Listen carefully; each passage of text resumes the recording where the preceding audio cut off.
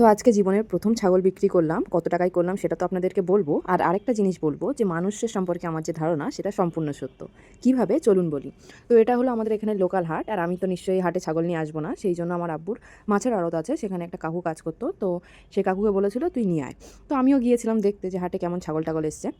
আরও একটা কারণের জন্য এসেছিলাম, সেটা হলো যেখানে ছাগলের দাম কেমন পাওয়া যাচ্ছে সেটা দেখতে। কাকু ছাগলটা বিক্রি করলো, বিক্রি করে আমাকে ডাকলো আর বললো এদিকে এসো, এই যে টাকা। আমি বললাম কত? বললো ৮,০০০ টাকা। তো আমি বললাম ঠিক আছে। তো ছাগলের ওই যে ৮,০০০ টাকা নিয়ে আমি কাকুকে ২০০ টাকা দিলাম, যে কাকু বিক্রি করে দিয়েছে সেই জন্য। তারপরে আমি যখন বাড়ি ফিরছিলাম তখন দেখলাম আমার ছাগলটাকে মানে যারা কিনেছে তারা গাড়িতে তুলছে। তো আমি তাদের সঙ্গে গিয়ে কথা বলতে বলতে জানতে পারলাম যে ছাগলটা কাকু ৮,৫০০-এ বিক্রি করেছে। বিক্রি করে আমাকে ৮,০০০ টাকা দিয়েছে। আমি আবার সেই ৮,০০০ থেকে ২০০ টাকা দিয়েছি ছাগল বিক্রি করার জন্য। তো এটা আমি আগেই ভেবেছিলাম যে টাকার বিষয় আসলে মানুষ কিন্তু পাল্টিয়ে যায়। তো আমার ধারণা একদম সম্পূর্ণ সঠিক ছিল। আমি এই জিনিসে খুশি যে আমার মানুষ সম্পর্কে ধারণাটা একদম সঠিক।